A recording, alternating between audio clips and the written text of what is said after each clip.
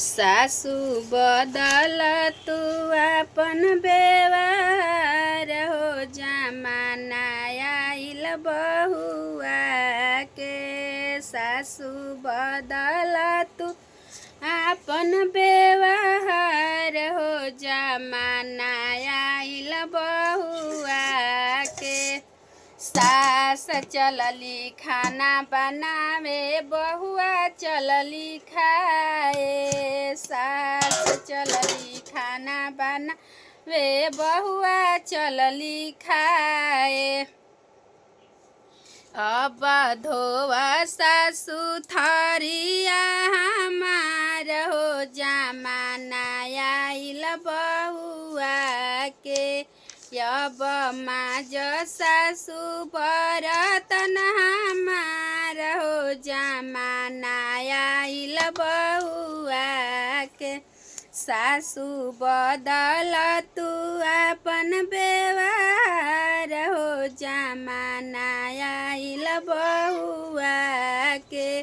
सासु बदल तू अपन व्यवहार हो, जमाना आइल बहुआ के। अरे सास चलली पानी भरे, बहुआ चलली नहाए।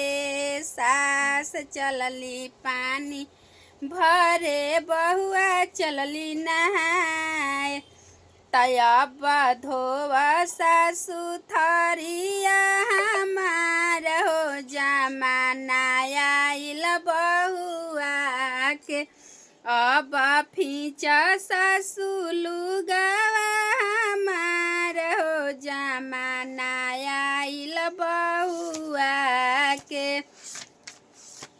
अरे सास चलली से लगावे, बहुआ चलली सोवे। सास चलली से लगावे, बहुआ चलली सोवे।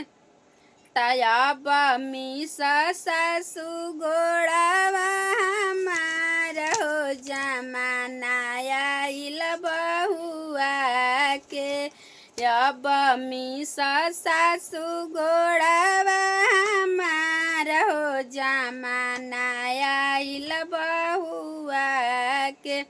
सासु बदल तू अपन व्यवहार हो, जमाना आइल बहुआ के। सासु बदल तू अपन व्यवहार हो, जमाना आइल बहुआ के। ई झूमर गीत रहल हा। अगर अच्छा लागल हो आप लोग के तो जरूर कमेंट में बताएम जाए और लाइक कर देम जा, शेयर भी कर देम जा। ये गुंजारिश बा रउआ सबसे।